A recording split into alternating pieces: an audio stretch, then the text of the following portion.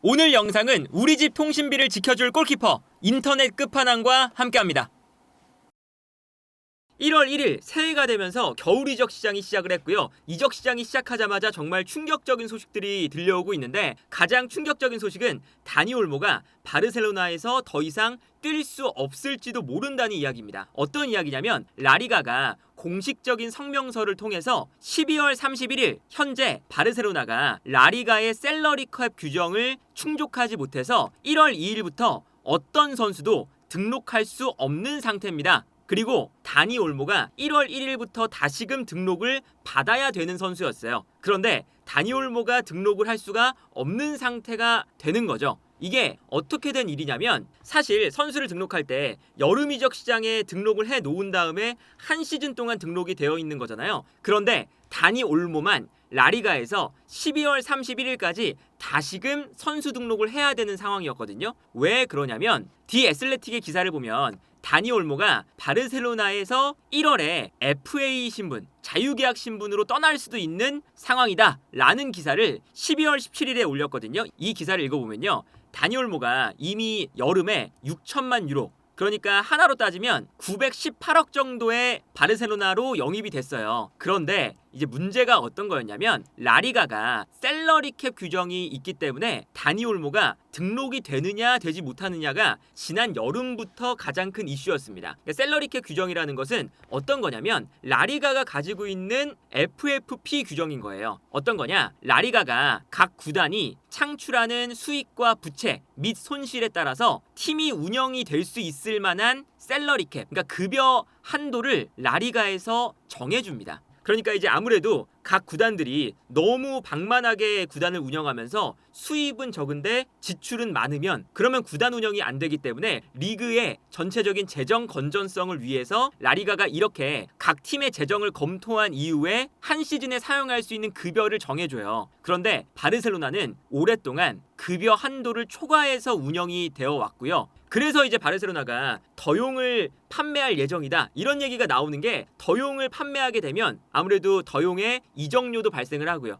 그리고 더용의 주급이 아무래도 높기 때문에 더용의 주급을 세이브하면서 다른 선수를 등록할 수가 있는 거거든요. 셀러리 캡이 딱 정해져 있기 때문에. 그래서 다니 올모를 이번에 등록하기 위해서 여러 선수가 임대나 이적으로 떠났지만 올모를 등록하기에 지난 여름에 충분하지 않았습니다. 그래서 애초에 바르셀로나는 8월 17일 이번 시즌이 시작하면서부터 올모를 등록하지 못한 상태에서 경기를 시작했습니다. 이미 발렌시아와 아틀레틱 빌바오와의 두 경기를 올모 없이 치러졌었고요. 올모뿐만 아니라 이니고 마르티네스, 카사도, 파우 빅토르 이 3명의 선수도 1군 선수로 등록할 수 없는 상태였어요. 그런데 여기서 이제 어떤 변수가 생기냐면 아라우오와 크리스텐센의 부상 덕분에 모든 선수가 결국엔 등록이 됐습니다. 왜 그러냐면 라리가 규정에 하나의 옵션이 있어요. 그러니까 셀러리 캡을 딱 규정해 놓으면 선수 등록하는데 어려움이 있을 수밖에 없으니까 어떤 예외 조항이 있냐면 클럽이 선수를 부상으로 최소 4개월 동안 잃었을 경우,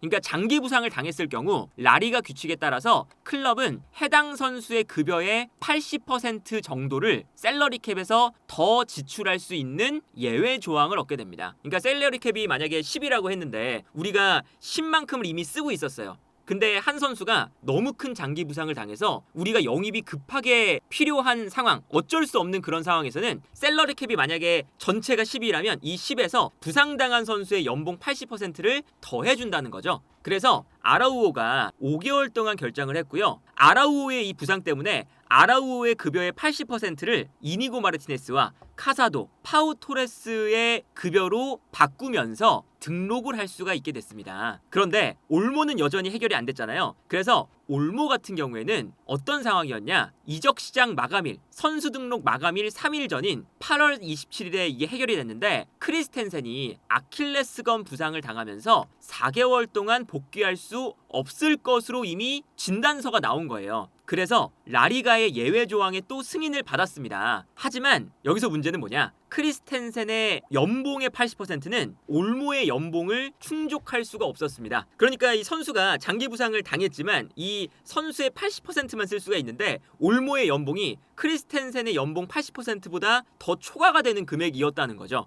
그런데 라리가가 바르셀로나의 상황을 이해를 해주면서 새로운 예외 조항을 허용을 해줬습니다. 다니 올모를 라리가에 등록하는 걸 전반기에만 승인을 해주겠다. 그러니까 이 크리스텐센의 80% 연봉으로는 다니 올모의 연봉을 충족할 수가 없지만 그러면 이번 시즌 전체가 아니라 전반기만 등록을 해주겠다. 다만 1월 1일부터 12월 31일까지는 바르셀로나에서 재정적인 페어플레이 규정에 맞게 우리가 더 많은 수익을 창출해냈습니다. 이것을 증명하면 셀러리 캡을 늘려줄 테니까 그 셀러리 캡을 늘려준 한도에서 올모를 등록을 해라. 올모를 12월 31일까지 일단 등록을 해놨는데 이 등록이 만료가 되기 때문에 이 만료가 된 등록을 연장을 해야 되는 상황이었던 거죠. 그래서 바르셀로나가 그 연장을 하기 위해서 여러 가지 재정적인 그런 수익원들을 찾았습니다. 예를 들면 나이키와의 새로운 스폰서십. 그러나 이것 또한 올모를 등록하기에 충분하지 않기 때문에 바르셀로나의 이제 여러 가지 미디어 콘텐츠를 만드는 바르샤 스튜디오를 2021년 여름에 이제 재정적으로 어렵다 보니까 49%의 지분을 매각을 했는데 여기에서 더 지분을 매각하는 거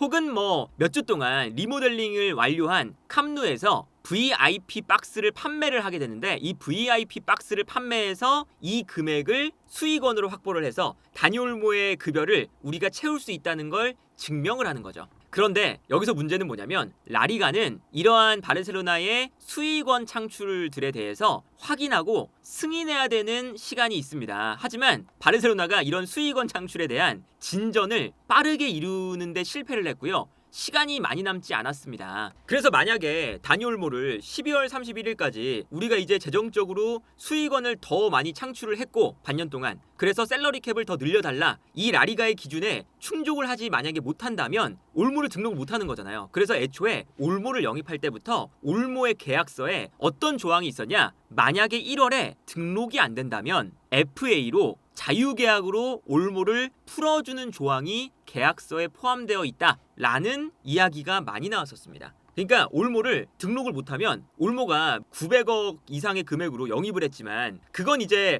라이프치히를 영입할 때의 이적료고 올모와의 계약에서는 올모가 1월에 등록이 안 된다면 올모가 자유계약 선수로 다른 구단과 계약을 할 수 있다라는 조항이 있었던 거죠. 그래서 바르셀로나가 열심히 움직이다가 이게 아까 보여드렸던 것처럼 라리가의 이런 승인을 받고 이제 본인들이 이제 수익 창출을 했다는 것을 증명하는 그 시간 자체가 너무 촉박하니까 어떤 방법을 마지막으로 썼냐면 올모를 등록하지 못하는 것에 대해서 법원에 이의를 제기를 하는 거예요. 어떤 내용으로 이의를 제기하느냐, 다니 올모가 일할 수 있는 권리를 거부당하고 있다. 우리가 이제 다니 올모를 정당하게 영입을 했는데 라리가의 규정이 너무 빡빡해서 그래서 우리가 부당하게 다니 올모를 등록을 못하고 있고 다니 올모가 일을 하고 싶은데 다니 올모의 노동권을 침해당하고 있다. 뭐 이런 거죠. 그래서 바르셀로나가 법원에 불만을 제기를 했습니다. 그리고 이거는 작년에 가비를 1군에 등록하는 이 과정에서 라리가가 등록을 못하게 하니까 법원에 이미 이러한 소송을 제기를 해서 가비를 등록할 수 있다는 가처분 명령을 받아서 라리가의 규정에는 충족을 못했지만 라리가가 법원의 명령을 받아서 가비를 등록을 할 수가 있었거든요.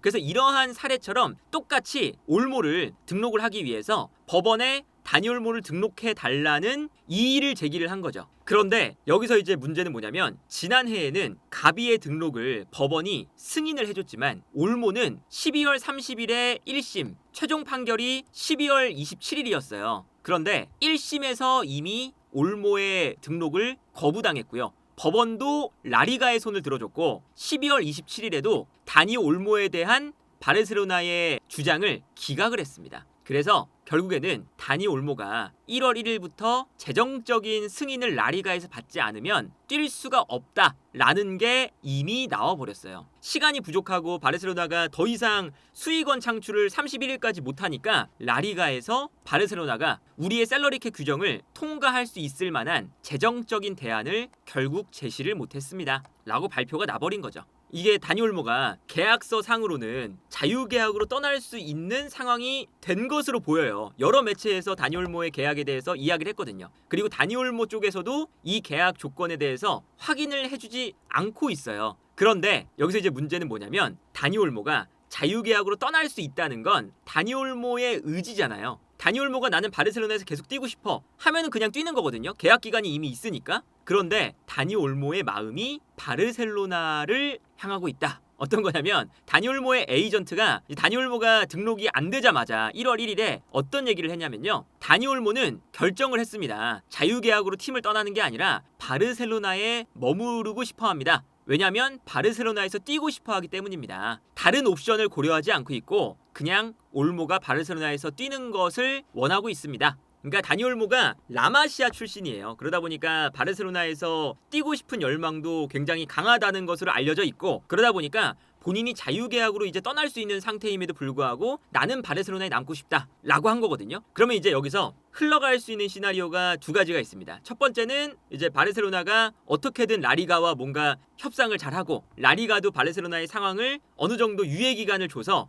1월에 다시 등록을 할 수 있는 무언가 실마리를 만드는 거. 두 번째는 다니 올모의 등록이 이미 1월 1일에 등록이 안 됐으니까 라리가에 등록을 할 수 없다면 다니 올모를 다른 구단으로 반 시즌 동안 임대를 보내는 거죠. 이적은 자유거든요. 그러니까 바르셀로나가 뭐 이적시키고 영입시키는 건 자유고 다니 올모가 나는 바르셀로나의 계약을 끝낼 거야 하고 자유계약이 되면 바르셀로나의 소속이 아니니까 이적을 시키거나 이럴 수가 없는데 다니 올모가 남고 싶다고 이야기를 했으니까 그렇다면 바르셀로나는 다니 올모가 구단의 선수니까 임대를 보낼 수가 있는 거죠. 그래서 이제 1월 이적 시장에 가장 이 태풍의 눈이 될 수 있는 이적이 다니 올모가 어떤 팀으로 임대를 가느냐가 될 가능성이 높아요. 그러면 임대를 갔을 때 이 다니 올모의 주급을 어쨌든 바르셀로나는 좀 세이브를 해야 되니까 다니 올모의 주급을 감당을 하면서 그리고 다니 올모가 뛸 수 있을 만한 팀을 찾는 거겠죠. 그런 팀이 유럽에 몇 팀 없는데 당연하게도 다니 올모도 사실은 바르셀로나라는 최정상급 팀에서 뛰다가 갑자기 뭐 하위권 팀으로 임대를 가라 이러고 싶진 않을 거 아니에요. 다니 올모도. 그러다 보니까 아마도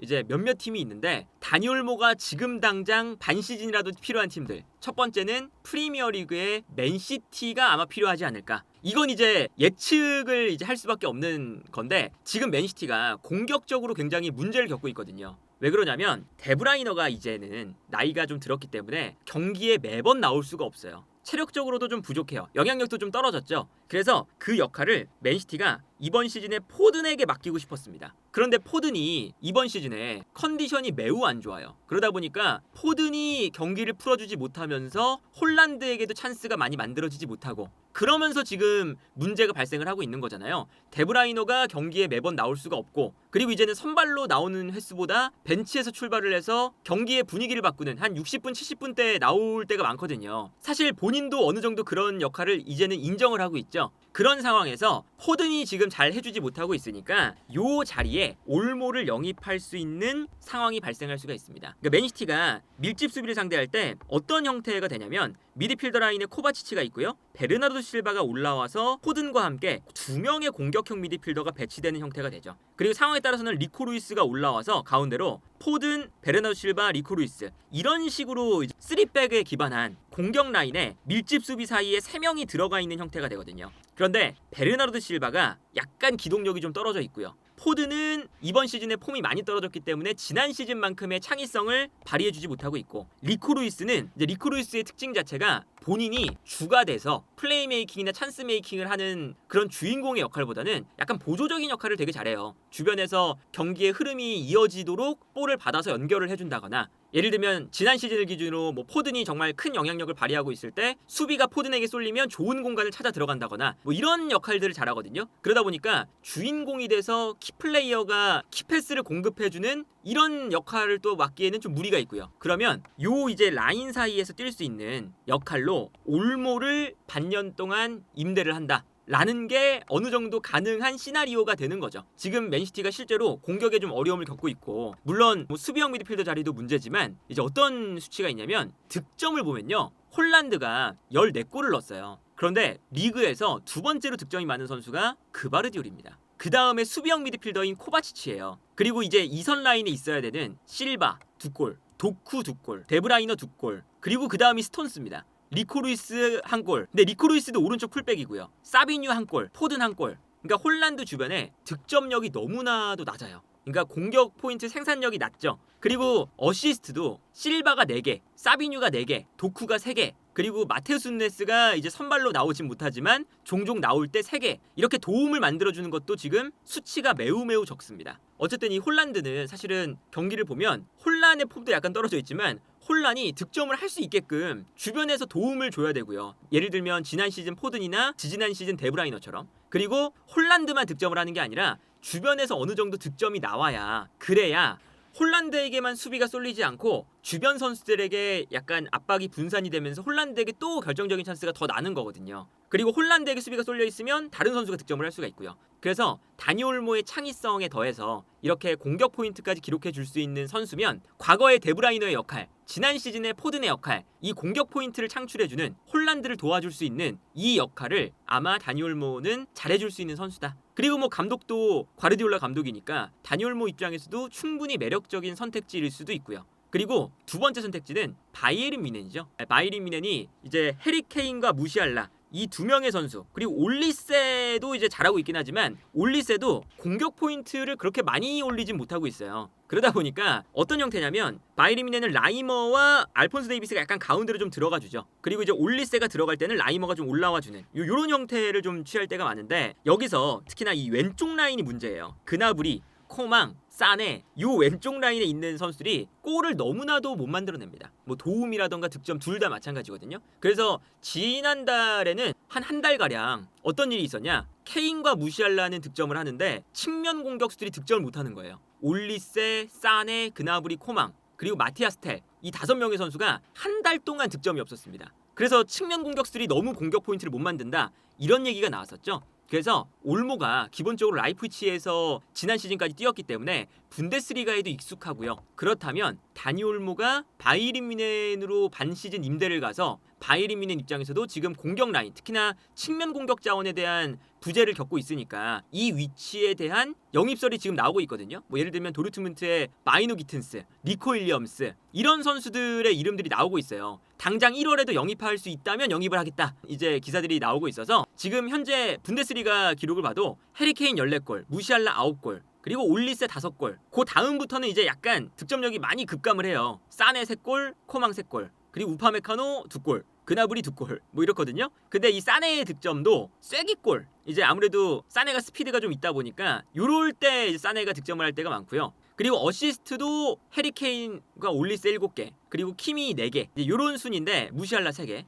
올모가 득점과 어시스트 두 가지 모두에 또 도움을 줄 수 있을 만한 선수니까요. 그리고 이제 만약에 바이에른 뮌헨에서 뛴다면 왼쪽 라인에 나와서 여기서 이제 올모가 뛴다면 알폰소 데이비스가 좀 측면으로 빠지고 올모가 가운데로 들어오는, 그래서 무시알라와 함께 중앙에서 호흡을 맞추는 이러한 형태도 좀 가능하겠죠. 그래서 일단은 이 올모가 갈 수 있을 만한 이 빅클럽을 좀 찾아보면 한 반 시즌 정도 임대를 생각을 했을 때 맨시티와 바이에른 뮌헨은 지금 주전급의 공격형 미드필더 혹은 측면 공격 자원이 필요하거든요. 그런데 당장 1월 달에 그런 주전급 선수를 영입하기 어려운 상황이고, 반면에 바르셀로나의 올모는 반 시즌 정도는 임대를 가야 되는 상황이고, 그렇다면 딱 이 이해관계가 잘 맞아떨어지지 않을까. 뭐 바르셀로나 입장에서는 다니 올모가 자유계약으로 떠날 수 있는 상황인데 떠나지 않고 나는 바르셀로나에서 뛰고 싶다 라고 한 게 정말 천운이라고 할 수가 있고요. 왜냐하면 자유계약 상태가 되면 당연히 연봉을 더 높일 수 있는 상황이잖아요. 이적료가 발생을 하지 않으니까. 그럼 바르셀로나가 정말 지난 여름에 900억에 영입을 했다가 반년 만에 올모가 이적료도 남기지 않고 자유계약으로 떠나는